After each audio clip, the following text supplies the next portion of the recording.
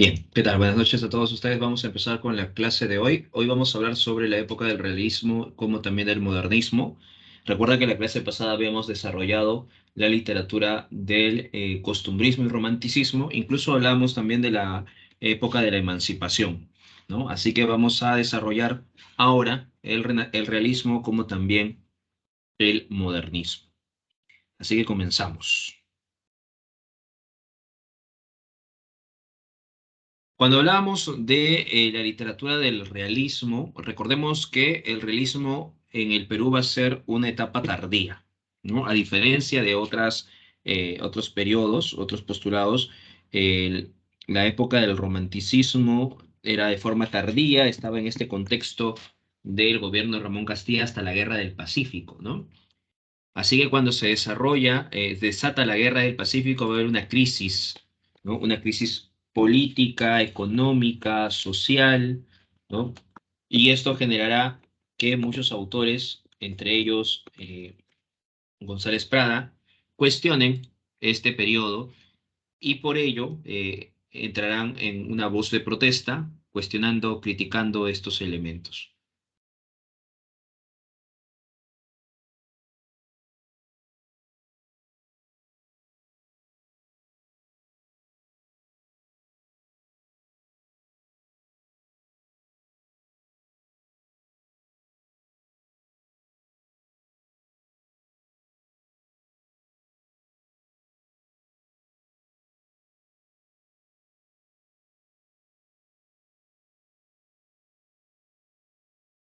Bien, el realismo en el Perú va a aparecer entonces también de forma tardía en un contexto de crisis.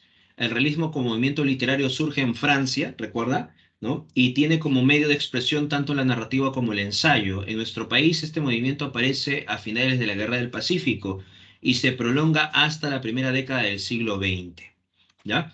Entonces, el realismo va a estar en este contexto que se le va a llamar la reconstrucción nacional.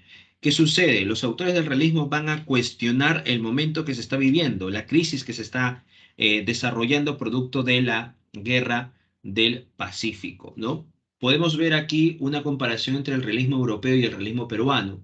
El realismo europeo se inicia en Europa a mediados del siglo XIX, recuerda, 1850 para adelante, y surgió como una reacción a la sensibilidad romántica, una reacción contra los elementos románticos, contra la emoción, ¿no?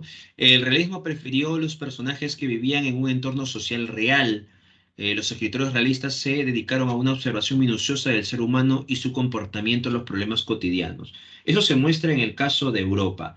En el caso peruano, vamos a encontrar una crisis por la guerra del Pacífico. Eso llevará consigo que muchos autores busquen la manera de cambiar esta situación. Se va a desarrollar hacia finales del siglo XIX y ahí te das cuenta, ¿no? Que el realismo peruano va a ser un movimiento tardío.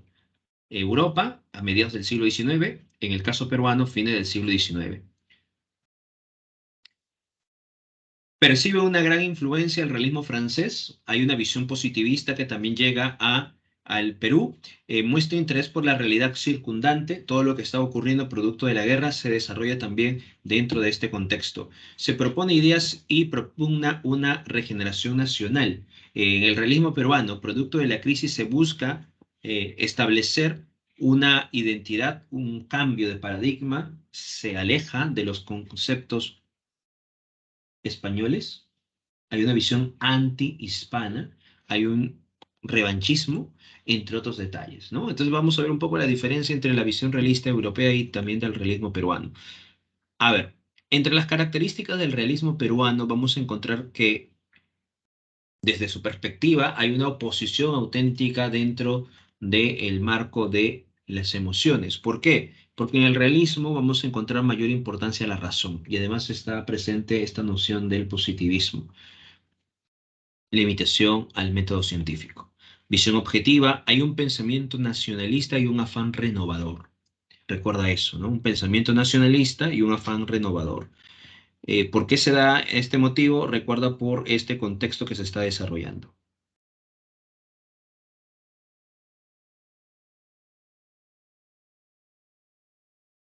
También está la participación de la mujer en el campo intelectual. Clorinda Mato de Turner, González de Fanny, entre otras autoras, van a estar presentes dentro de este contexto. Hay una preocupación por la reivindicación del indio, olvidado y sojuzgado. Otra característica importante también del realismo es esta reivindicación al indio. Pero recuerda que esta reivindicación va a ser de forma paternalista, ¿ya? Se va a desarrollar esta reivindicación de forma paternalista. Recuerda eso.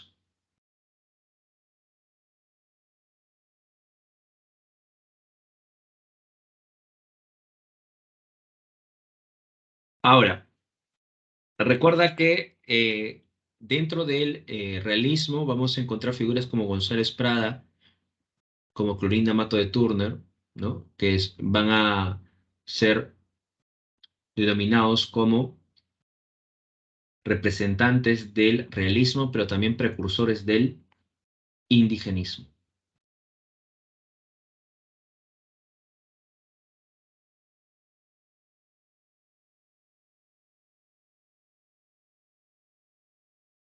Dos fueron los subgéneros del realismo peruano.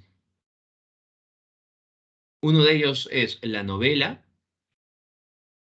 se adaptó mejor a la necesidad de observación y explica muy bien las vidas del ser humano. Recuerda que la novela nos mostraba, ¿no?, el contexto que se estaba viviendo, ¿no? La novela buscaba representar la realidad, ¿no?, y los problemas en torno a esta realidad.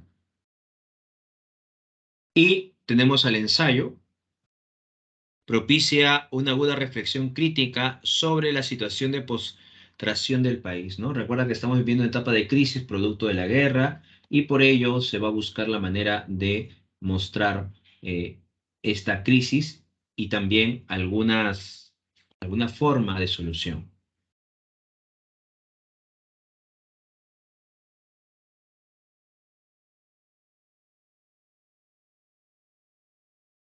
¿Qué otras características podemos encontrar en el caso del realismo peruano?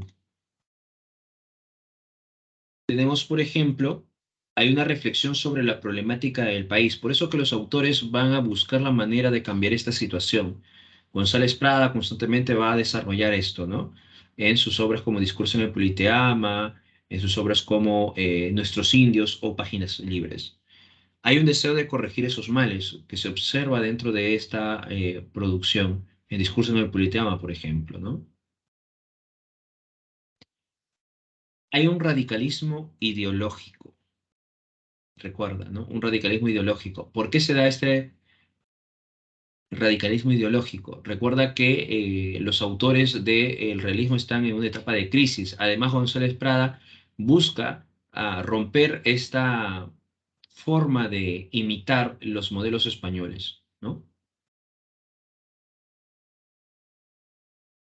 Recuerda esos detalles.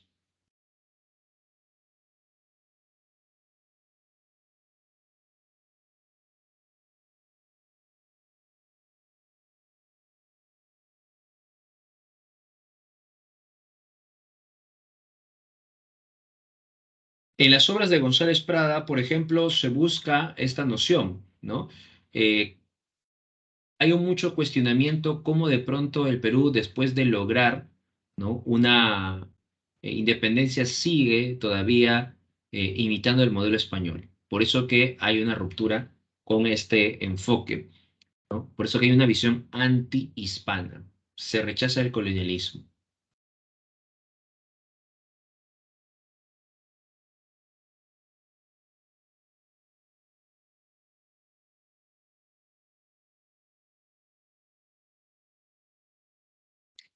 Bien, hay una visión antihispana y también una visión anticlerical.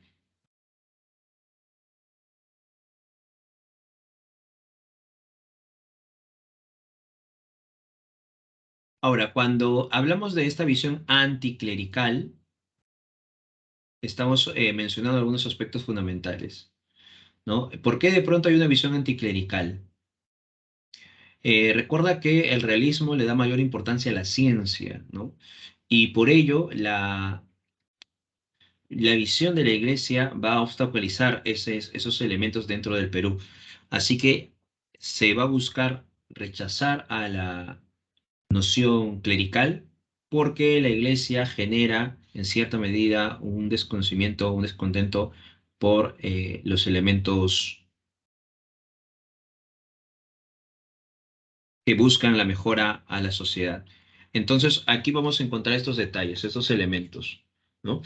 La visión anticlerical se da por dos formas. Uno, desde el plano positivista, ¿no? Le da mayor importancia a la ciencia y la iglesia está en contra de esos elementos, o de pronto es contraria a esos elementos.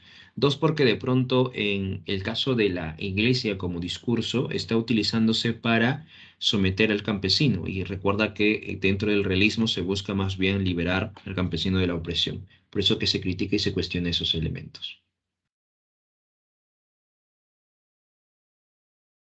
Hay cuestionamiento al sistema político de la época, se critica el comportamiento de los caudillos militares. Recuerda que dentro de esta postura del realismo se va a observar esos detalles, ¿no?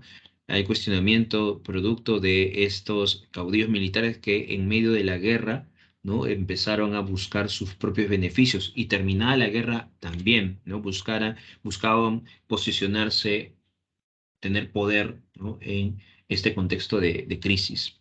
Entonces el realismo va a visibilizar todos esos problemas que estaban ocurriendo en el país. También hay un nacionalismo agresivo, hay una idea revanchista, ¿no? Por ejemplo, hay una visión antichilena. Dentro de los representantes podemos encontrar a Mercedes Cabello de Carboneda, Manuel González Prada, Clorina Mato de Turner. En el caso, por ejemplo, de Mercedes Cabello de Carboneda está Blanca Sol, una de sus novelas, ¿no? Una novela social. En el caso de González Prada tienes Horas de Lucha, Páginas Libres, entre otros, ¿no? En el caso de Clorina Mato de Turner está Ave sin Nido. En el caso de Abelardo Gamarra, encontramos En la ciudad de los Pelagatos.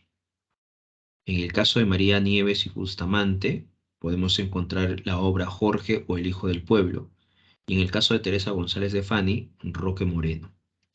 Te das cuenta de la presencia de las escritoras femeninas, ¿no? Van a ser muy importantes dentro del realismo en el Perú. Bien, esos son entonces los representantes. Tenemos, por ejemplo, aquí a Mercedes Cabello de Carboneda. Ella está presente dentro del naturalismo, ¿no? El realismo tiene una vertiente que llega al Perú también. Esa es la postura del naturalismo. Y Mercedes Cabello de Carboneda va a ser parte de esta producción. Entre sus obras están Los amores de Hortensia, Sacrificio y recompensa, Eleodora, Blanca Sol, una de sus obras más representativas, El conspirador, La religión de la humanidad, El conde León Tolstoy y también la novela moderna. Mercedes Cabello de Carbonell es considerada una de las primeras escritoras feministas dentro de la literatura en el Perú. También encontramos a Clorina Mato de Torna, ¿no? Ella tiene una posición anticlerical, va a promover ideales positivistas, recuerda que está presente dentro del realismo, se reivindica al indio y también a la mujer. Ella va a estar presente en muchos diarios de la época, por ejemplo, en el diario La Bolsa de Arequipa, El Perú Ilustrado en Lima, El Recreo y El Perú Ilustrado, ¿no? Va a estar presente también en Argentina. Recuerda que Clorinda Mato de Turner va a apoyar a Andrés Avelino Cáceres. Y cuando se desata esta revuelta, ¿no? De Nicolás de Piérola, los que apoyaban a Nicolás de Piérola van a incendiar la casa de Clorinda Mato de Turner. Por ello, ella va a tener que salir del país, va a refugiarse en Argentina. Cuando se quema la casa de Clorinda Mato de Turner, felizmente ella no estaba, ¿no? Pero era como un atentado a su integridad, por eso que decidió marcharse a Argentina para que no ocurriese otra tragedia. Y en Argentina, ¿no? Empieza a realizar el búcaro americano y queda allá hasta su muerte, ¿no? Clorinda Mato de Turner es considerada precursora del indigenismo. Una de sus obras más representativas es Ave sin Nido. La lectura entusiasta de Ricardo Palma influye decisivamente en sus tradiciones cusqueñas, una de sus obras más próximas, ¿no?, a esta concepción romántica, ¿no? Aunque tiene algunos elementos realistas, ¿no? Es una obra en transición, dice, publicadas en dos volúmenes entre 1884 y 1886. El costumbrismo, los recuerdos familiares, los bocetos biográficos, los artículos recogidos en hojas sueltas son superados por su producción novelística, representada por haber nido, índole y herencia. Así que Clorinda Mato de Turner va a tener una obra que hace un homenaje a Ricardo Palma llamada Las tradiciones cusqueñas, y luego ya vamos a encontrar una obra con estos elementos realistas. La literatura indianista se va liberando de elementos pintorescos, de funciones sentimentales, para convertirse en testimonio, en alegato reivindicador.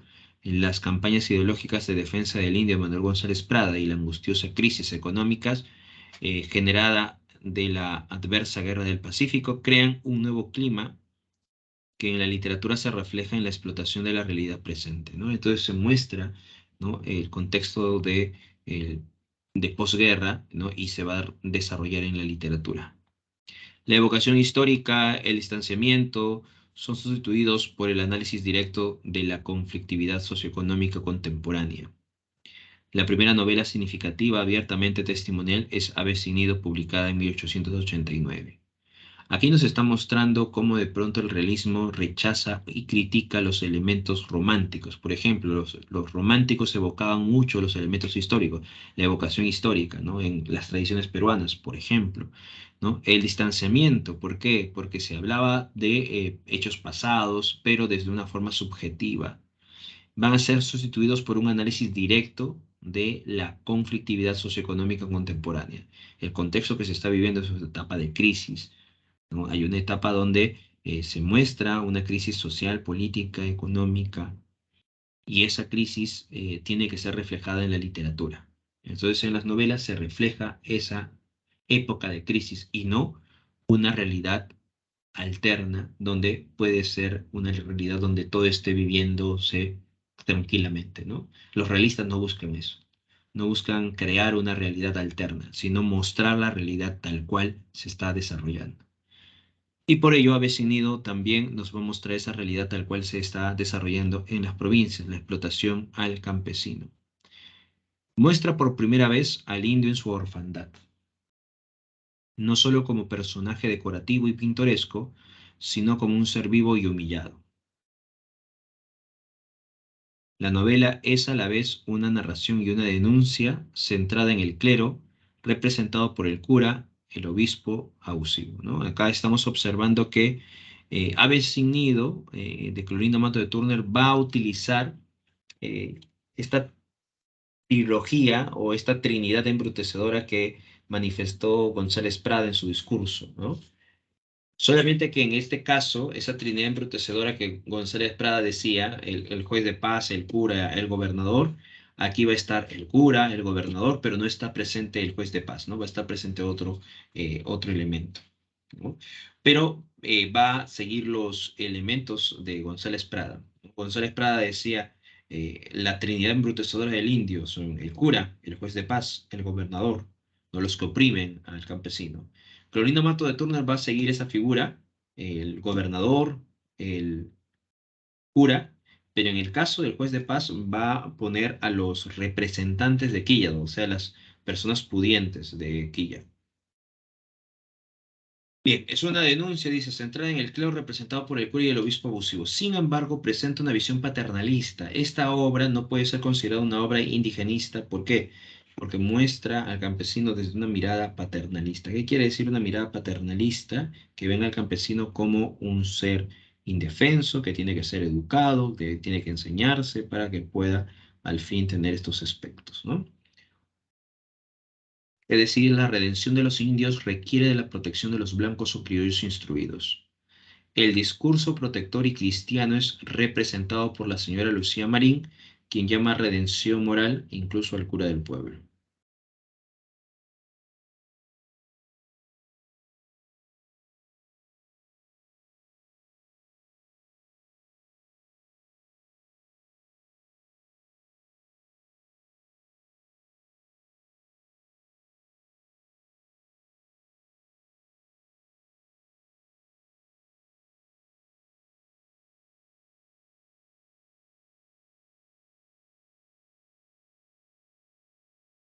Muy bien.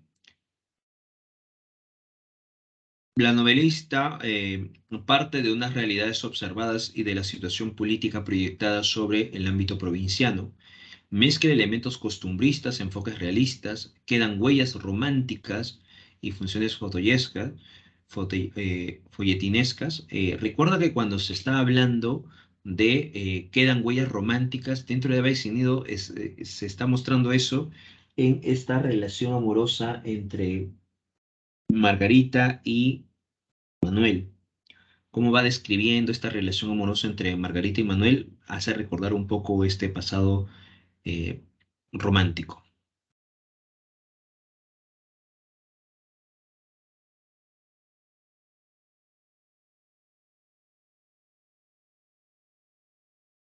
Aves sin nido pertenece al género épico, especie de novela, está dividido en dos partes y el narrador es omnisciente. Recuerda que cuando hablamos del narrador omnisciente, estamos mencionando que es un narrador que lo sabe todo.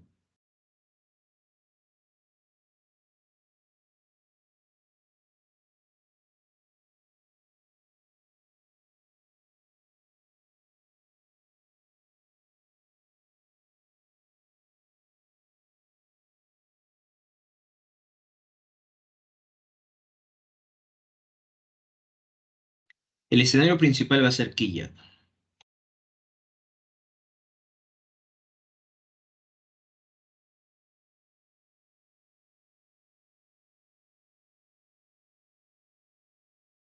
Dentro de la obra vamos a encontrar estas representaciones. Por ejemplo, los oprimidos van a ser Juan, Marcela, Margarita, Rosalía, que es la familia Yupanqui, que hace a su vez la representación de el campesino.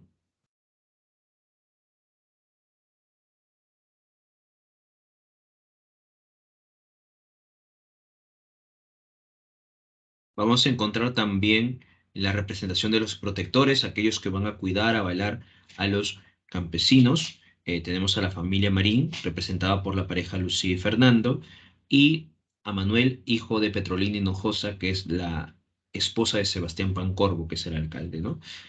Los opresores, aquí como les estaba mencionando, son los tres personajes, el alcalde, Sebastián Pancorbo, Pascual Vargas, el cura, y Estefano Benítez.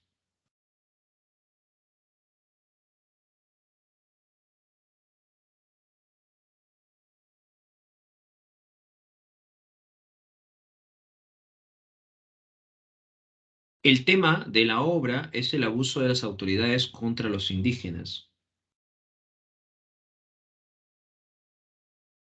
Otros temas que se pueden encontrar en Ave sin Nido, por ejemplo, está la crítica al clero, la violencia social, la injusticia, la solidaridad.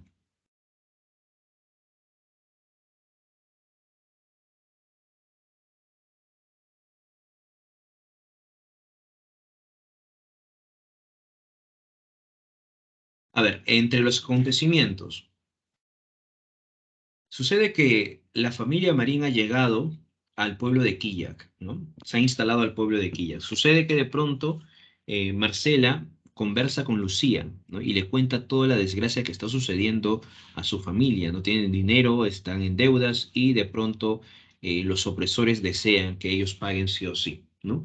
A tal punto va a llegar esta opresión que incluso los opresores van a secuestrar a Rosalía y van a obligar a Juan Marcela que paguen el dinero que deben, o si no, van a llevar a Rosalía a Arequipa para venderla y así recuperar lo que deben.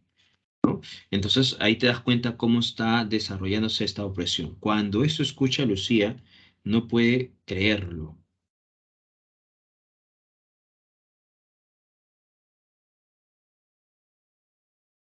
no puede creerlo, y entonces Lucía le pide a Fernando que por favor ayude, ¿no? Que por favor busque la manera de que esto cambie.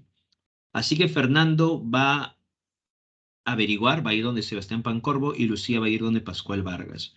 Fernando al ir donde Sebastián Pancorbo va a pedir que por favor le ayude, ¿no? Que no se realice esa venta, ¿no? Que sería una injusticia tremenda.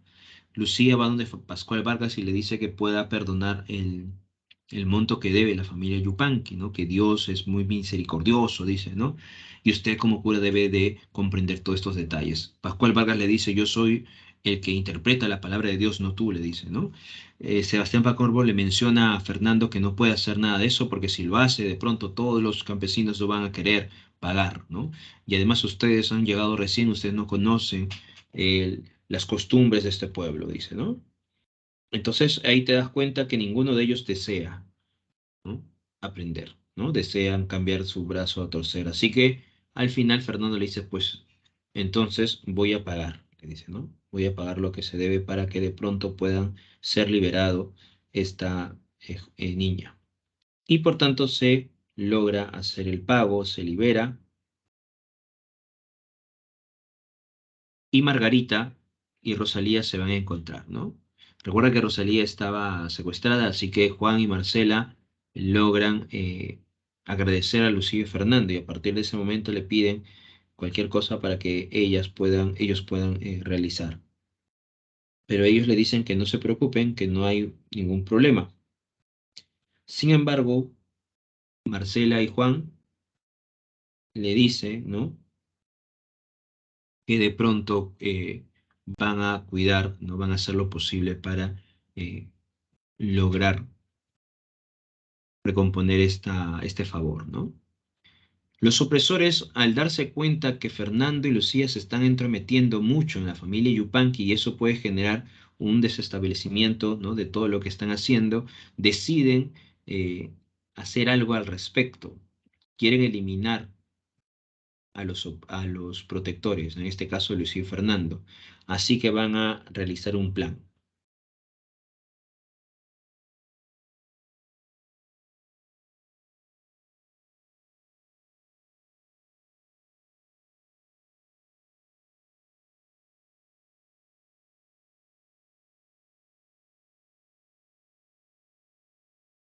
Entonces, ¿qué sucede? Deciden realizar algo en particular. Por ejemplo, van a señalar que hay algunos bandidos que han llegado al pueblo y se han escondido en la casa de los Marín. Así que el pueblo saldrá en busca de estos bandidos y lo atraparán. Para ello tendrán que entrar a la casa de la familia Marín. Y como empieza la turba, en ese momento algunas personas que estaban siendo contratadas para matar directamente a Lucía y Fernando lograrán hacer esto y nadie se enterará porque todo es una multitud que está llegando a la casa de Lucía y Fernando y por eso que se logrará ese cometido.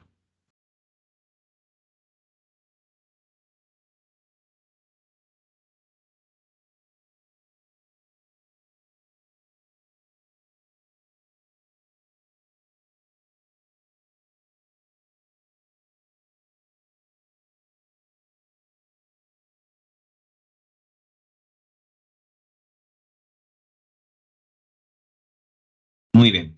Entonces recuerda ese detalle, ¿ya? Entonces deciden hacer esto los opresores, así que los opresores anuncian, ¿no? Esta llegada de los bandidos, ¿no? A través de algunas personas, pasan, ¿no? Más personas y de pronto el pueblo se levanta, busca entonces encontrar a estos culpables, dicen que están en la casa de la familia Marín, empiezan a ir.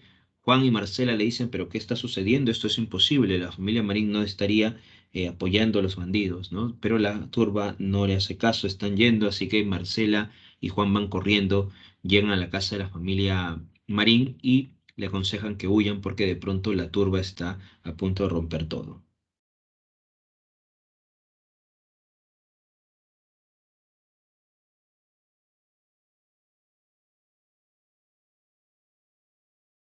Así que, ¿qué sucede? Observamos de pronto que la multitud está llegando, Juan y Marcela intentan retenerlos, Lucía y Fernando se esconden, incluso Manuel, hijo de Petronila Hinojosa, también va a ir a saber qué está ocurriendo y en medio de todo esto, esta confusión, Juan es asesinado y Marcela cae gravemente herida. Pese a todo ello, decide Marcela contar una verdad a Lucía.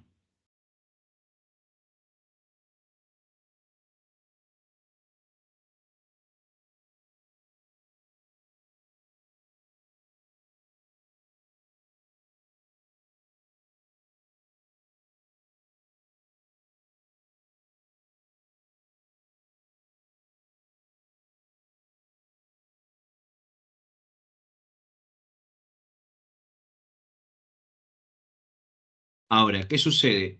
Cuando Marcela está gravemente herida, ¿no? Lucía y Fernando acuden, buscan la manera de ayudarla, pero no pueden. Marcela le cuenta algo a Lucía, ¿no? Le dice que en realidad su hija, Margarita, no es hija de Juan Yupanqui. Sucede que Marcela fue ultrajada por el cura Pedro de Miranda y producto de este ultraje nacerá Margarita. Le dice a Lucía que guarde este secreto y que no lo diga sino cuando sea necesario, ¿no? Muere Marcela, pero antes de ello Lucía le promete a Marcela que cuidará de Margarita y Rosalía, ¿no? Por eso que Lucía y Fernando ahora cuidarán de estas niñas que se han quedado huérfanas, de ahí proviene Ave sin nido, ahí proviene el título. ¿Y qué sucede ahora? Sucede que de pronto eh, Manuel está investigando los acontecimientos y se da con la sorpresa que en medio de esos acontecimientos hay algunos sucesos donde todo indica que ha sido orquestado por el alcalde, el cura y Estefano Benítez, ¿no? Por eso que buscará la manera de que se realice justicia. Así que de pronto Manuel pedirá disculpas a Lucía y Fernando y como se estaba investigando los miembros del poder, los opresores, van a acusar a un joven, y luego acusarán a una persona, a Isidoro, que empezó a tocar la gran campana del pueblo, ¿no? Porque él fue el culpable según los opresores, ¿no? Pese a todo ello, de todas formas, Manuel está investigando y como sabe que esta investigación puede caerle a Sebastián Pancorbo, así que Manuel busca la manera de pedirle a su padre, ¿no? Sebastián Pancorbo, que es el alcalde, que dimita el cargo, ¿no? Pascual Vargas va a morir, Estefano Benítez no va a estar presente, así que Sebastián Pancorbo dimite el cargo y sigue las investigaciones. Lucía y Fernando, bajo todo esto, al ver todo lo que estaba ocurriendo, están condenando o queriendo condenar a una persona que es inocente, que los opresores sigan libres, deciden marcharse de Quillac, ¿no? Y recuerda que van a llevarse a Margarita y Rosalía.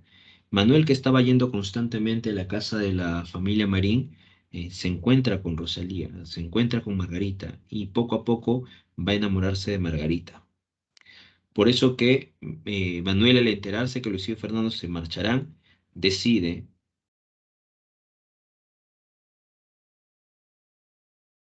ir donde la familia Marín y pedirle la mano de Margarita.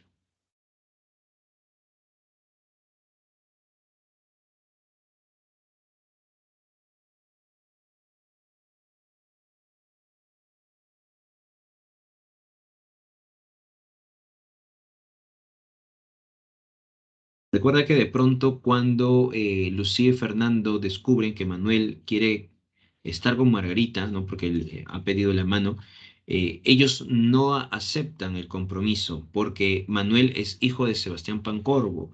Ellos dicen, ¿no? Tú eres hijo de Sebastián Pancorbo y él fue el causante de la muerte de Juan y Marcela, ¿no? Estaríamos deshonrando la memoria de nuestros salvadores. Por eso que no aceptan, a pesar de que Manuel sea una buena persona. Manuel dice, si eso es el impedimento, entonces voy a decirle un secreto de mi familia, ¿no? En realidad yo no soy hijo de Sebastián Pancorbo. Mi madre fue ultrajada por Pedro de Miranda y producto de esta relación, de, de este ultraje, nació Manuel. Por eso que cuando ella estaba embarazada, Pedrolina Hinojosa estará con Sebastián Pancorbo. Por eso que lo cuida Sebastián Pancorbo como si fuese su hijo y Manuel quiere a Sebastián Pancorbo como si fuese su padre, ¿no? Así que esta revelación genera que Lucía y Fernando se nieguen con mayor fuerza, no lo pueden creer tanto Margarita como Manuel.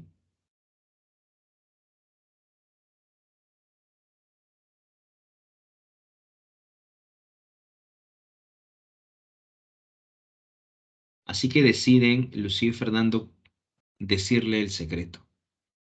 Y cuando Lucía y Fernando mencionan a Manuel y Margarita que no pueden casarse, que no pueden estar juntos, ya que de pronto son hermanos, ambos jóvenes sufren al conocer esta gran verdad.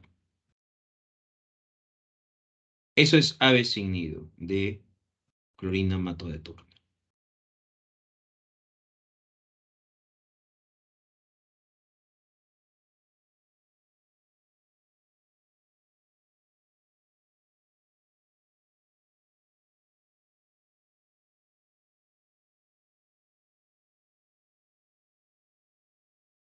Acá tenemos un pequeño fragmento de Ave sin nido. Dice, si la historia es el espejo donde las generaciones por venir han de contemplar la imagen de las generaciones que fueron, la novela tiene que ser la fotografía que estereotipe los vicios y las virtudes de un pueblo, como la consiguiente moraleja correctiva para aquellos y el homenaje de admiración para estas. Ahí nos menciona un poco de cómo se plasma, cómo se presenta la novela dentro del realismo, ¿no? Ya, este es un proemio de Aves sin nido, ¿no? Palabras iniciales antes de empezar con la historia, ¿no? Recuerda que también en Aves sin nido se plantea una concepción pedagógica, hay que enseñar y educar al campesino, ¿no? También se observa el elemento de la explotación. Ahora vamos a hablar de González Prada.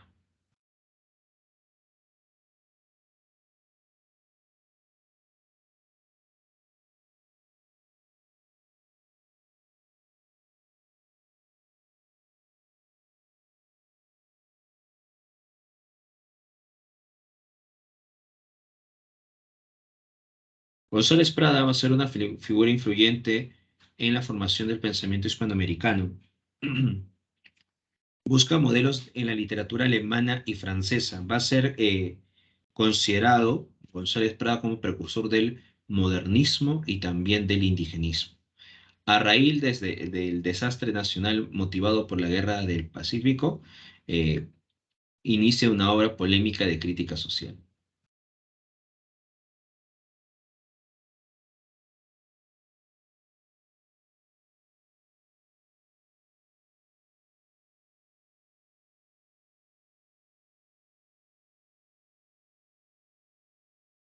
Recuerda que González Prada va a fundar el círculo literario que luego será llamado Partido Unión Nacional. Tiene una postura anticlerical y una visión anti-hispana.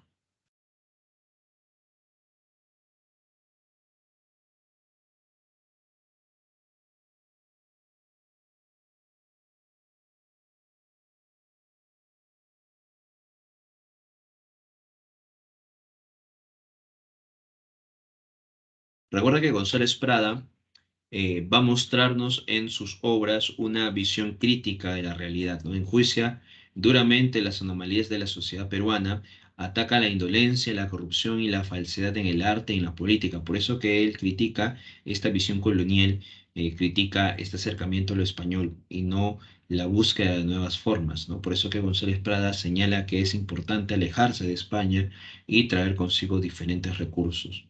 Es considerado precursor del indigenismo a través de su propuesta ensayística, a través de estos artículos o el discurso en el Politeama, y va a ser considerado precursor del modernismo.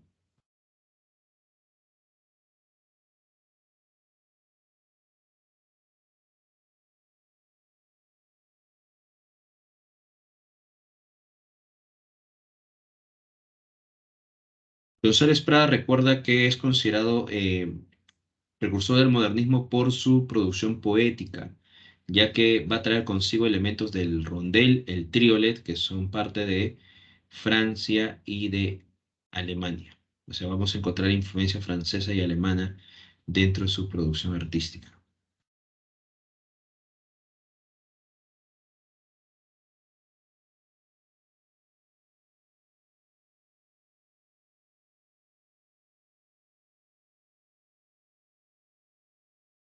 González Prada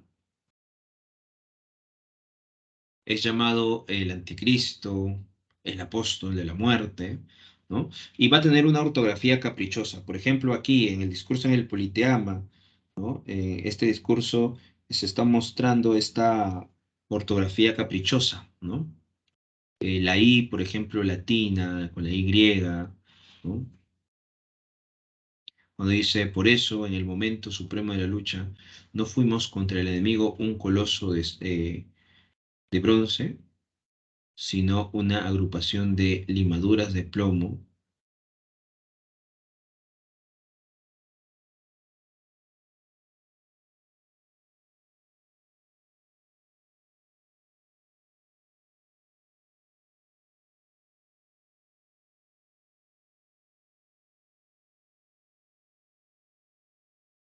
Aquí estamos observando entonces una característica de González Prada del discurso en el Politeama, se observa la ortografía caprichosa. Recuerda que la ortografía caprichosa de González Prada es ideológica, ¿no? Hay una crítica, ¿no? al sistema colonial. En el caso del verso, recuerda que es considerado precursor del modernismo, ¿no? En versos tenemos minúsculas presbiterianas, exóticas, trazos de vida, baladas peruanas.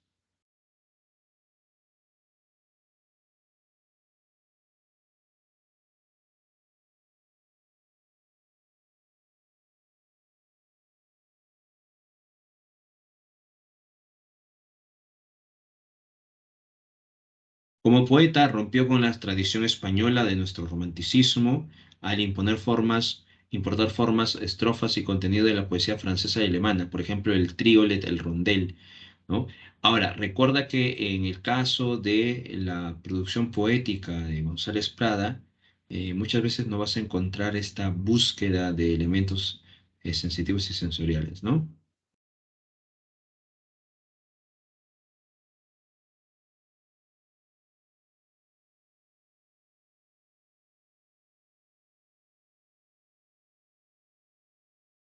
Tenemos aquí el epigrama, que son cuatro versos, por ejemplo, se puede observar esta visión anticlerical. Entonces, en la poesía también se pueden mostrar estas características como una visión anticlerical, antihispana, ¿no? Presente. O de pronto también esta visión de reivindicación del campesino, ¿no? Por ejemplo, tenemos algunos fragmentos también del Triolet y podemos mencionar el Mitayo, ¿no? Que es una obra donde se plasma estos elementos. Así que en el verso está minúsculas presbiterianas, exóticas, trazos de vida, baladas peruanas. Tenemos el epigrama que conforman cuatro versos, ¿no? Y hay una noción de sátira, ¿no? al cura. Luego viene algunos ejemplos de minúsculas a obra donde se está mostrando, ¿no? una constante.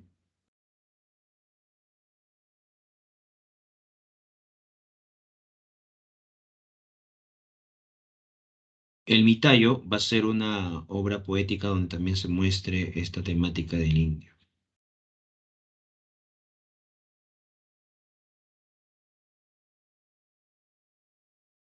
Estás observando en este poema el Mitayo, recuerda que el hijo le está preguntando cuándo vendrá el padre, que se va a ir a realizar estos trabajos. El padre no le quiere decir que no volverá nunca a encontrarse, sino que va a buscar la manera de decirle.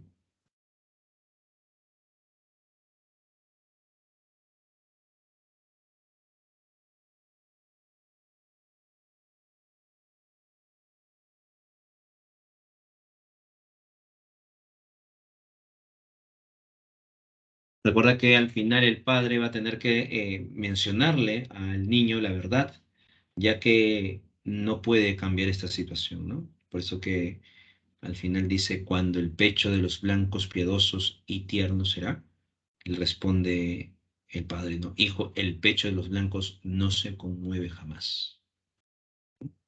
Así que en la poesía también se puede encontrar este lado de la reivindicación del campesino. En el caso de la prosa, vamos a encontrar, ¿no? Discurso en la Politeama, Conferencia en el Ateneo, Horas de Lucha, Páginas Libres, entre otras. En textos como Discurso en el Politeama denunció la explotación del indio y defendió la reivindicación de sus ancestrales derechos. En 1904 afirmaba que el indio se redimirá merced a su esfuerzo propio, no por la humanización de sus opresores. En conferencia en el Ateneo de Lima denuncia a los que en nuestro país continúan con la poesía y la prosa caduca. En obras como Horas de Lucha o Páginas Libres plantea la participación de indígenas y mujeres al destino del país.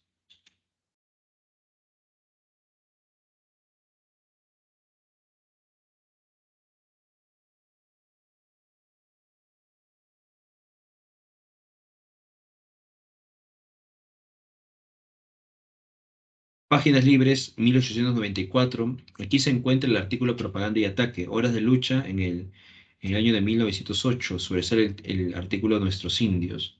También tiene Bajo el Oprobio, Anarquía, el tonel de Diógenes, donde sobresale el amigo Braulio, Figuras y Figurones.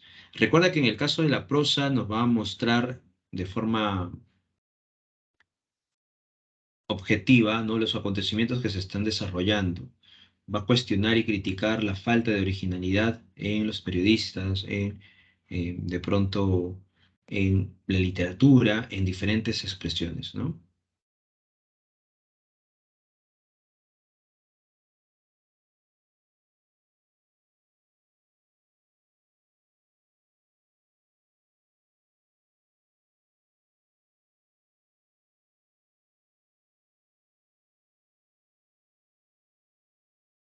Tenemos, por ejemplo, en propaganda y ataque, ¿no? Dice, ¿qué tenemos en el gobierno? Manotadas inconscientes, remedios de movimientos libres en el Poder Judicial, vene- venalidades y prevaricatos. Ahí está mostrando un poco de cómo de pronto las clases políticas no desarrollan un buen perfil, ¿no? Así que cuestione, critica esos males de la sociedad. En Discurso en el Politeama vamos a encontrar estos temas. El tema de la visión anticlerical, por ejemplo, ¿no? La integridad y del campesino, la integración del campesino a la sociedad, la renovación política y social del Perú, ¿no? La importancia de la educación, el rechazo a la herencia colonial, esta visión anticlerical que cuestiona también el discurso que busca oprimir al campesino, ¿no? Todo eso se está desarrollando en el discurso en el Politeama. La obra está dividida en 4 apartados. Hay una exposición cíclica, reflexiva. Va a predominar estas figuras literarias, la antítesis, símil, la hipérbole.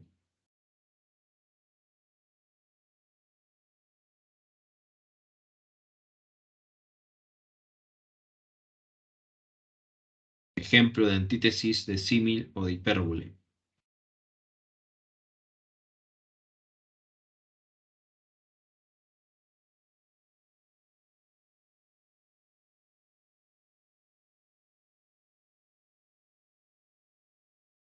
Dentro del discurso metropolitano se va a condenar la generación pasada, ¿no? Hay una esperanza hacia los niños y los jóvenes que van a lograr hacer un cambio.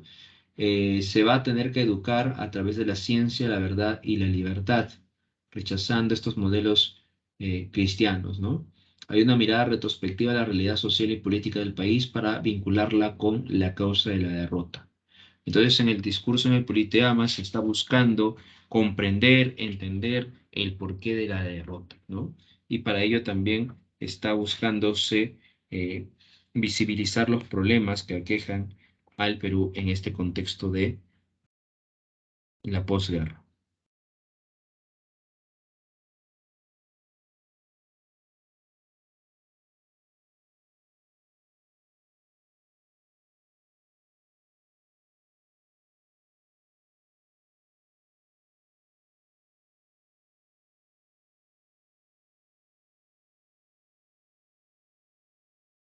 Tenemos aquí algunos ejemplos a través de los fragmentos del discurso en el Politeama, ¿no? Los que pisan el umbral de la vida se juntan hoy para dar una lección a los que se acercan a las puertas del pulcro. Recuerda esta figura literaria constante, la antítesis, ¿no? Recuerda también la ortografía caprichosa, ¿no? Los viejos deben temblar ante los niños porque la generación que se levanta es siempre acusadora y juez de la generación que desciende, ¿no? Otra vez el plano antitético, la antítesis y esta característica que se presenta, ¿no?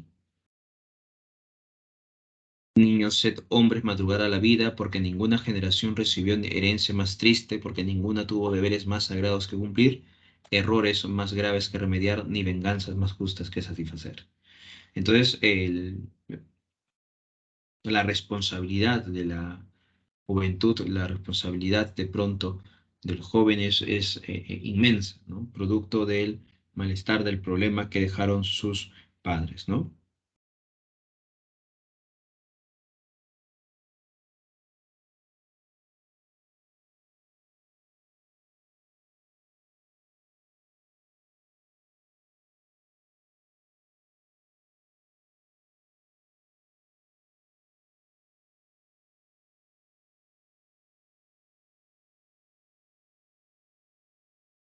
En este fragmento dice, si la ignorancia de los gobernantes y la servidumbre de los gobernados fueron nuestros vencedores, acudamos a la ciencia, ese redentor que nos enseña a suavizar la tiranía de la naturaleza. Adoremos la libertad, esa madre engendradora de hombres fuertes. Está hablando entonces de la ciencia y por tanto se va a rechazar los elementos eh, cristianos, ¿no? Dice, no hablo, señores, de la ciencia modificada que va reduciendo a polvo en nuestras universidades retrógradas, ¿no? Estamos hablando entonces de la iglesia, ¿no? Hablo de la ciencia robustecida con la sangre del siglo. Entonces, no se habla de la ciencia momificada, que sería, ¿no? La iglesia, y él habla de la ciencia robustecida con la sangre del siglo, ¿no? De la ciencia con ideas de radio y gigantesco, de la ciencia que trasciende a juventud y sabe a miel de panales griegos, de la ciencia positiva que en solo un siglo de aplicaciones industriales produjo más bienes a la humanidad que milenios enteros de teología y metafísica.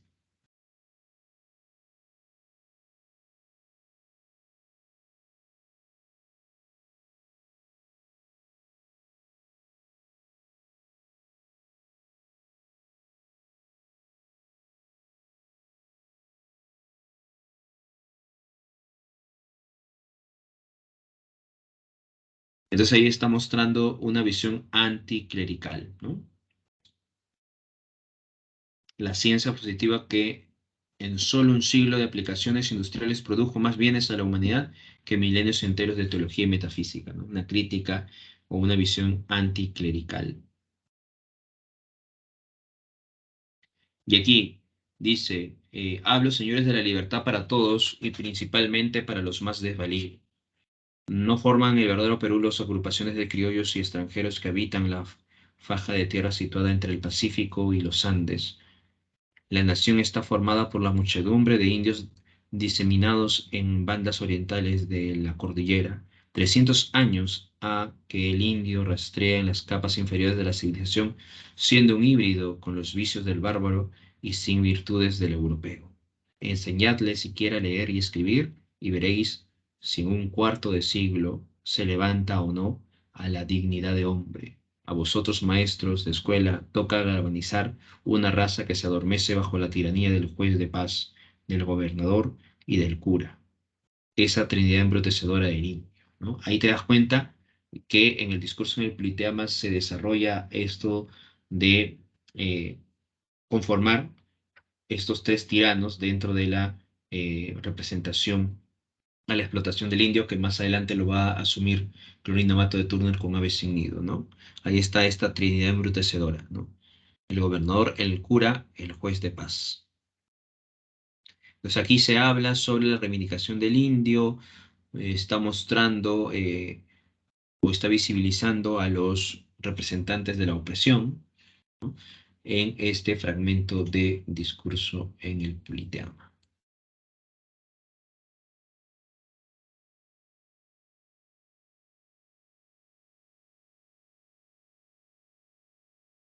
Cuando tengamos pueblos sin espíritu de servidumbre y militares y políticos a la altura del siglo, recuperaremos Arica y Tacna y entonces y solo entonces marcharemos sobre Iquique y Tarapacá, daremos el golpe decisivo, primero y último.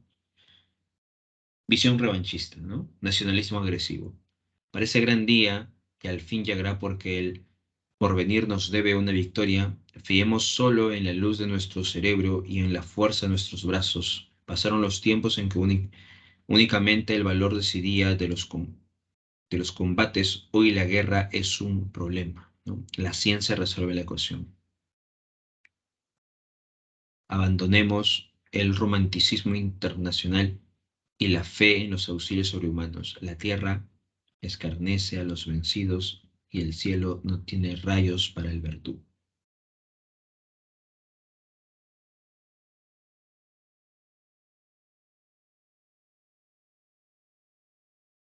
Entonces, en este fragmento se desarrolla estos acontecimientos, ¿no? Este elemento.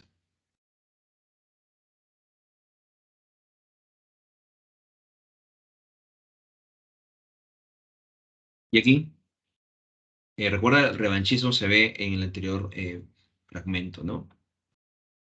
En esta obra de reconstitución y venganza no contemos con los hombres del pasado, los troncos añosos y carcomidos produjeron ya sus flores de aromas deleterios y sus frutas de sabor amargo. Que vengan árboles nuevos a dar frutas, a flores nuevas y frutas nuevas. Los viejos a la tumba, los jóvenes a la obra. Otra vez la visión antitética, ¿no? La antítesis. Y aquí nos está mostrando también esta esperanza que tienen a los jóvenes, ¿no? Esta gran responsabilidad que tienen ellos para que puedan restituir todos estos elementos. Luego del realismo se va a desarrollar la postura del modernismo en el Perú. Pero antes de continuar, ¿alguna pregunta, duda sobre este aspecto del realismo? Hemos hablado sobre González Prada, sobre Clorinda Mato de Turner, los autores representativos de la literatura en el realismo. Preguntas, dudas hasta este momento.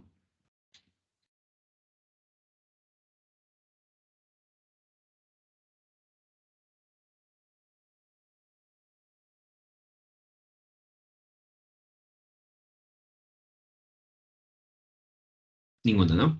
Bien, en el caso del modernismo en el Perú, recordemos que el modernismo en el Perú se va a desarrollar fines del siglo XIX hasta principios del siglo XX. Escuela literaria que busca nuevos metros y combinaciones métricas. Se caracterizaba por su contenido exótico, preciosista y decadentista, refinamiento de la forma o esteticismo, amor a la elegancia. Recuerda que eso era la postura del modernismo, ¿no?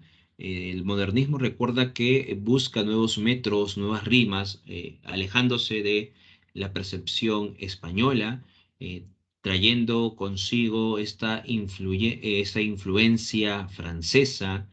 Recuerda que en el caso peruano no solamente la francesa, sino la alemana, gracias a González Prada, considerado precursor del modernismo, busca un nuevo recorrido, ¿no? Por ejemplo, el alejamiento de esta noción de la realidad, la búsqueda de lo exótico, ¿no? El contenido exótico, lo lejano, lo foráneo. Una visión preciosista y decadentista se muestra, por ejemplo, un lenguaje muy culto, sublime, muy elaborado, que muestra una poesía difícil de comprender para la gran mayoría, ¿no? Renovaron el vocabulario y la sintaxis, trataron de escapar de la realidad y adentrarse al mundo imaginario de la fantasía. Eso era el modernismo en el Perú.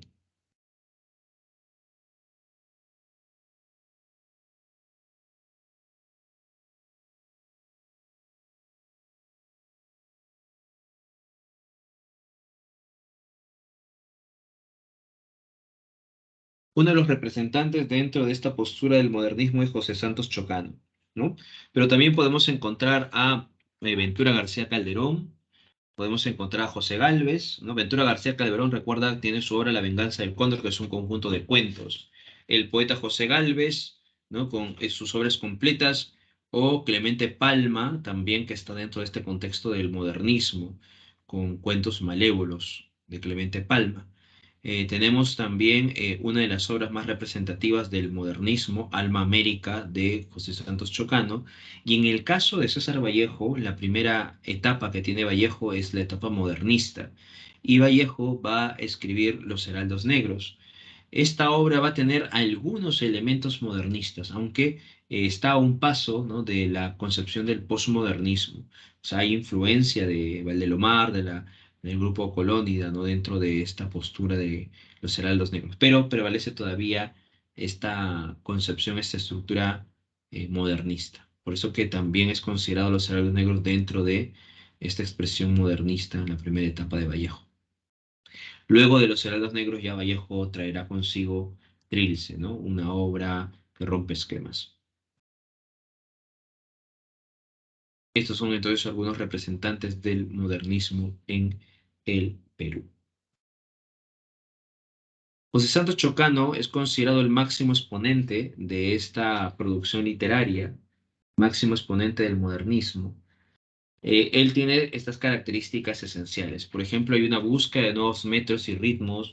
eh, Chocano va a lograr popularizar incluso el modernismo en el Perú. Hay un exotismo en los paisajes presentes en Chocano. El paisaje americano es casi constante en la obra de Chocano. Se da la visión del mundo novismo.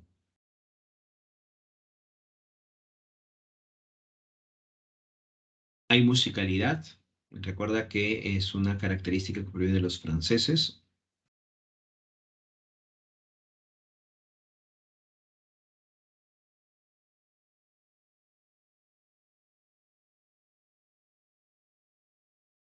A pesar de todo ello, Chocano va a escribir constantemente obras donde muestra su gran relevancia como poeta, ¿no? Va autodenominarse cantor de América en uno de sus poemas. Por eso que hay un cierto egocentrismo palpable en Chocano. Va a mezclar elementos líricos con elementos épicos, ¿no? Va a utilizar mucho las descripciones, por ejemplo. Hay un amor a la elegancia, una visión estética, ¿no? Un acercamiento a un lenguaje pulcro, solemne, ¿no? Pero a su vez también va a dejar de utilizar muchos elementos. Por ejemplo, va a dejar de utilizar muchos elementos refinados, ¿no? Y va a tratar de utilizar palabras que no sean tan rebuscadas, pero que tampoco sean muy populares o coloquiales, ¿no? Va a tratar de hacer un término medio. Y así va a lograr popularizar el modernismo en el Perú. Una de sus obras más representativas es Alma América, pero también recuerda que tiene otras obras como Iras Santas, Azares, Selva Virgen, La Epopeya del Morro, Fiat Lux. Alma América es aquella obra donde se muestra esta búsqueda de el mestizaje, ¿no? El tema central habla del mestizaje en América y eso es lo que se va a intentar desarrollar dentro de su propuesta literaria. Así que tenemos esta obra, ¿no? Alma América de José Santos Chocano, ¿no? En Blasón, ahí se autodenomina Cantor de América. Estas entonces son las características que se muestran en José Santos Chocano, uno de los autores representativos de esta propuesta literaria que es el modernismo, ¿no? Y luego de él, recuerda que los otros autores destacan también cada uno en sus perspectivas disciplinas, pero Chocano va a ser el poeta por excelencia dentro del modernismo. También en este contexto del modernismo aparece el grupo arielista.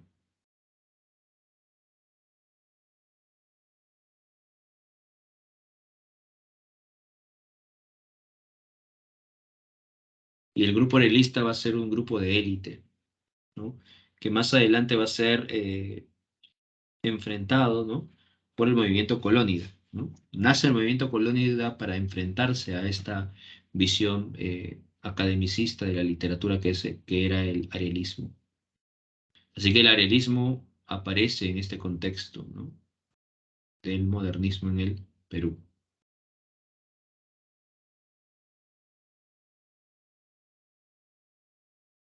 Bien, hasta aquí. Preguntas, dudas, hasta este momento.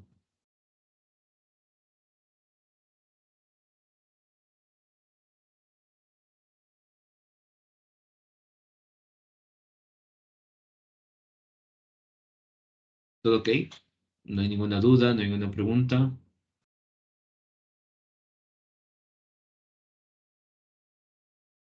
Muy bien, si no hay preguntas, no hay dudas, vamos entonces con los ejercicios, ¿no? En este caso, primero vamos con el examen.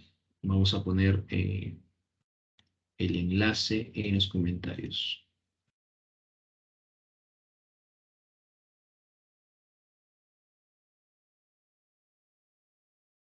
Bien, ahí está el enlace en los comentarios para que puedas estar desarrollando las preguntas relacionadas a la clase de hoy y luego ya resolvemos algunos ejercicios.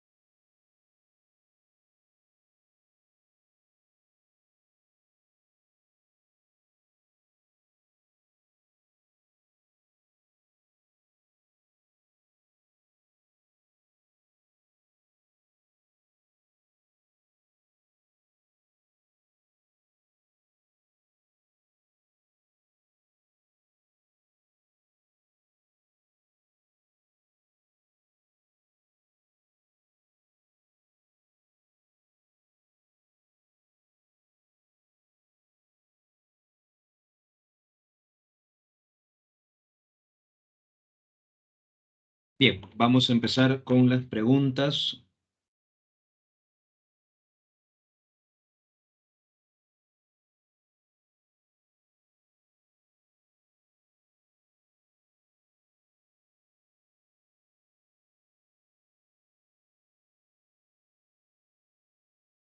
A ver, con relación a la pregunta número uno, ¿cuál debería ser la respuesta?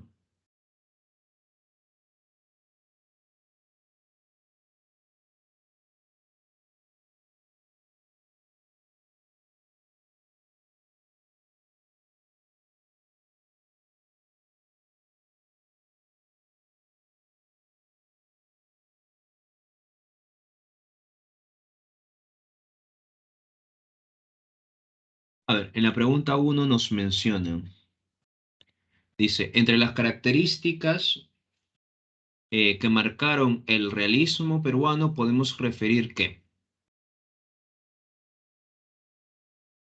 recuerda que el realismo peruano se desarrolla en un contexto, el realismo en el Perú, ya se realiza, se desarrolla en un contexto de crisis, ¿no? Ya, el realismo, ¿no? Crisis que se está desarrollando en el caso peruano. Dice, entre las características que marcaron el realismo peruano podemos referir que, a ver, el realismo, entre ellos González Prada, lo que busca es imitar la visión intimista española o alejarse más bien de los modelos españoles. Recuerda que el realismo peruano rechaza, ¿no? Se aleja de los elementos españoles, así que no puede ser, ¿no? No imita el modelo español, rechaza más bien los elementos españoles, por eso es que hay una visión anti-hispana. Ahora, en el caso del realismo peruano, ¿destaca la poesía como el teatro histórico? No, no se desarrolla mucho la poesía, se desarrolla más bien la novela como el ensayo, así que tampoco puede ser. ¿Propuso una renovación ideológica y social? Sí. En un contexto de crisis, los autores del realismo buscan renovarse ideológicamente y social para poder superar los obstáculos o los problemas que aquejan a la sociedad. Así que la respuesta a la número uno es la C. Correcto. Vamos a ver la pregunta número dos. Ah, y en el caso de la D, ¿qué dice? ¿Hizo a un lado la situación del indio? No, no hizo a un lado, ¿no? Más bien busca hablar sobre la situación del campesino, ¿ya? En la pregunta número dos, escuela filosófica que influye notablemente en el realismo peruano, ¿cuál sería esa escuela filosófica?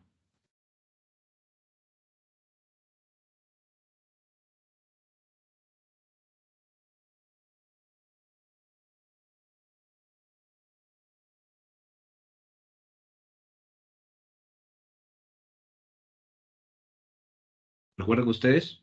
¿Cuál de estas cuatro manifestaciones se va a desarrollar o va a tener como influencia en la propuesta del realismo en el Perú?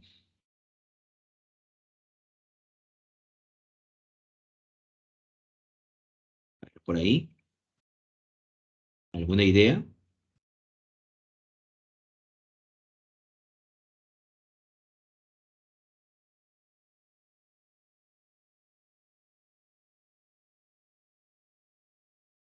Recuerda que el realismo en el Perú va a tener una influencia de Europa, ¿no? Hay una influencia que llega de Europa, ¿no? Específicamente del realismo francés, ¿no? ¿Ya? Recuerda que el realismo francés tiene una base fundamental que le da mayor importancia a la ciencia. Recuerda, ¿no? La ciencia va a ser un elemento fundamental, se va a imitar el método científico. ¿Y qué movimiento o qué escuela filosófica le da mayor importancia al plano científico, a la ciencia? ¿Cuál de estas cuatro escuelas va a darle mayor importancia al plano científico? Y por eso que los autores del realismo van a imitar ese modelo, ese método científico.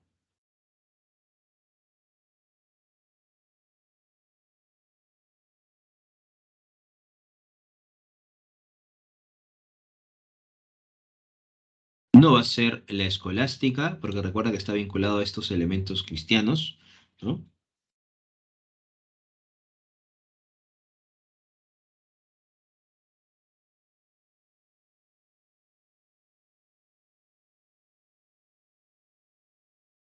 Sería más bien el positivismo.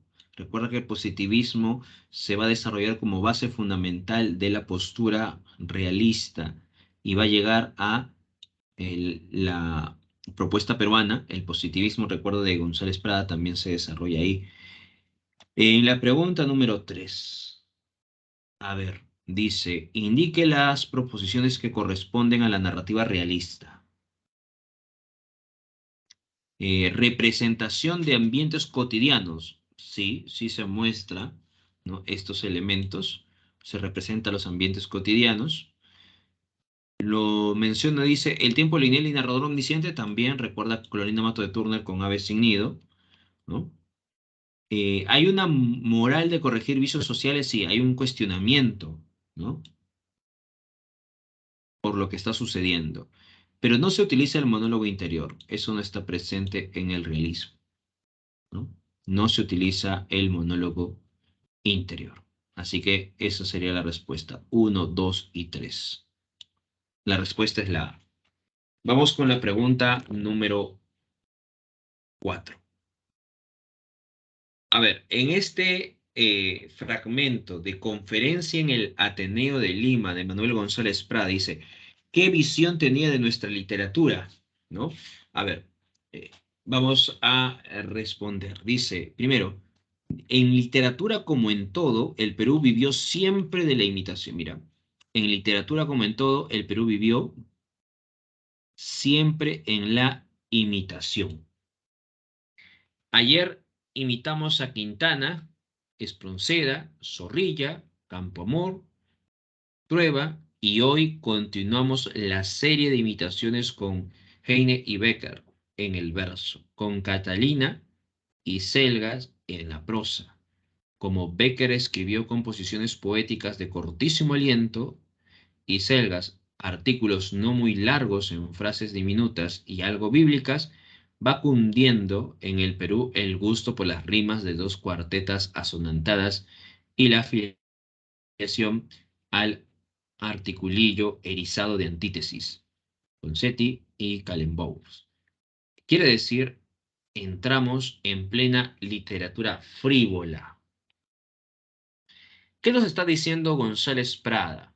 Mira, en literatura como en todo, el Perú vivió siempre en la imitación y a partir de aquí lo que está haciendo es indicarnos esa imitación. Por ejemplo, ayer imitamos a Quintana, Espronceda, Zorrilla, Campodor, Tueva y hoy continuamos la serie de imitaciones.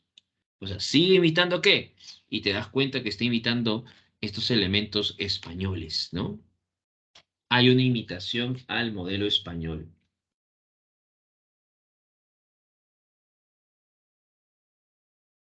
Sigue imitándose el modelo español. La imitación, no hay originalidad, no solamente hay copia, imitación de estos modelos que ya se han visto en la literatura. A ver, teniendo en cuenta esos detalles, ¿cuál debería ser la respuesta? Dice, ¿qué visión tenía de nuestra literatura? ¿Cómo de pronto González Prada había observado que nuestra literatura solamente era una literatura frívola, o sea, una literatura que no tenía originalidad, ¿sí o no? Solamente es una imitación de todo lo que se está desarrollando en Europa, en específico de España, ¿no? ¿Cuál debería ser la respuesta en la pregunta número 4? Dice, ¿acepta la literatura hispana? No, la critica, cuestiona. ¿Y él contribuye con el desarrollo de nuestra literatura? No contribuye, ¿no? Recuerda que no contribuye. Lo que se está haciendo es una crítica. Exalta la idea que en el Perú se ha desarrollado conscientemente una nueva literatura crítica de que tanta falta hacía, no. No exalta la idea que en el Perú se ha desarrollado conscientemente una nueva literatura. Aquí la está cuestionando, la está criticando, porque se está desarrollando una imitación, una copia, ¿no? De los modelos europeos. Muestra los lineamientos para renovar nuestra literatura. Muestra los lineamientos para renovar. y desatarnos de los preceptos europeos del siglo XIX, no, no muestra los lineamientos. Lo que está haciendo es análisis, realiza un análisis y determina que nuestra literatura es una copia de lo que ha desarrollado en Europa. Eso es la imitación, la literatura frívola. La 4, la respuesta es la A. Cojamos un plano de Lima, señalemos con líneas rojas los edificios ocupados por congregaciones religiosas, como los médicos marcan el mapamundi, los lugares invadidos por una epidemia. Y veremos que nos amenaza, dice, veremos que nos amenaza la irresistible inundación clerical. Padres de los Sagrados Corazones, redentoristas, salesianos, jesuitas y descalzos, todos fundan o se preparan a fundar escuelas, hasta nuestros viejos moribundos conventos pugnan por rejuvenecerse y revivir para constituirse en corporaciones docentes. Estamos observando entonces que González Prada cuestiona estas congregaciones que se están creando con mayor fuerza, que están buscando, ¿no?, realizar más congregaciones, aumentar. Dice, de inicio de la obra o el ensayo Instrucción Católica de Manuel González Prada, ¿qué característica del autor se puede reconocer inmediatamente? ¿Qué características se está desarrollando? Hay una inclinación por la religiosidad que existía en Lima de esa época, hay una inclinación. González Prada nos está diciendo que es muy importante esta inclinación religiosa, o más bien hay una preocupación. Hay una preocupación, ¿no? Entonces no puede ser la respuesta. ¿Buscaba incesantemente la verdad con respecto a Dios? No, aquí no está buscando esos elementos. No aceptaba ninguna relación con las ideas cristianas, claro. Recuerda que había una visión anti-hispana y en este caso anticlerical. Y luego dice, ¿aceptaba sin ninguna objeción al catolicismo? No, no aceptaba, ¿no? Así que la respuesta es la C.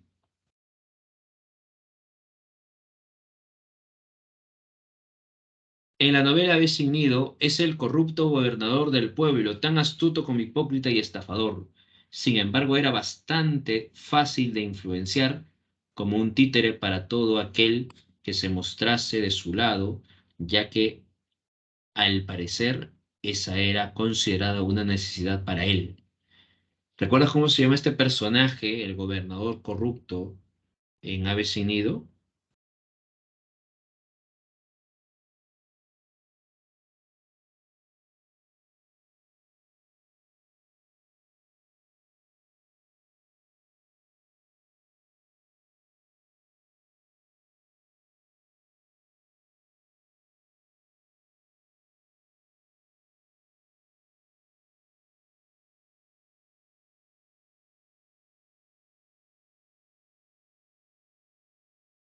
El alcalde de Quillac,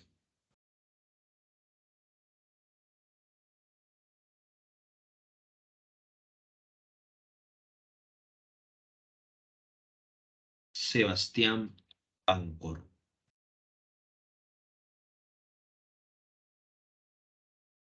Y con esto nos vamos.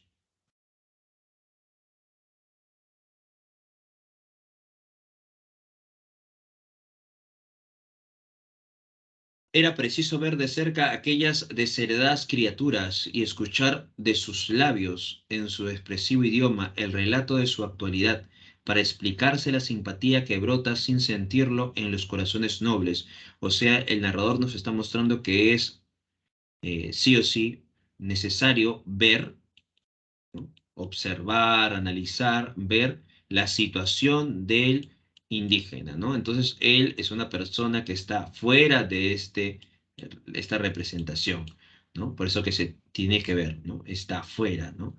Por eso dice, ¿no? Para explicarse la simpatía que brota sin sentir los corazones nobles y cómo se llega a ser parte en el dolor, aun cuando solo el interés del estudio motive la observación de costumbres, ¿no? El interés del estudio motive la observación de costumbres que la mayoría de peruanos ignoran y que lamenta un reducido número de personas. A ver, ¿qué pensamiento se tiene sobre el sector indígena? Solo se conoce desde afuera, correcto, se conoce desde afuera, y es el personaje blanco quien realiza las acciones principales, correcto. ¿El indígena se convierte en una carga de una sociedad capitalista? No. ¿El indio es un ser muy inteligente? No se muestra así el campesino dentro de este fragmento. ¿El indígena es un ser desprovisto de cualidades morales? ¿Es quien educa al blanco? No. Recuerda que el blanco más bien busca educar al campesino porque supuestamente es el campesino aquel que no tiene sus conocimientos. Recuerda esa visión paternalista que se muestra en el siglo XIX. Por tanto, la respuesta sería la A. Bien, hasta aquí entonces nos quedamos. Nos vemos la siguiente clase. Cuídense. Buenas noches a todos ustedes. Hasta luego.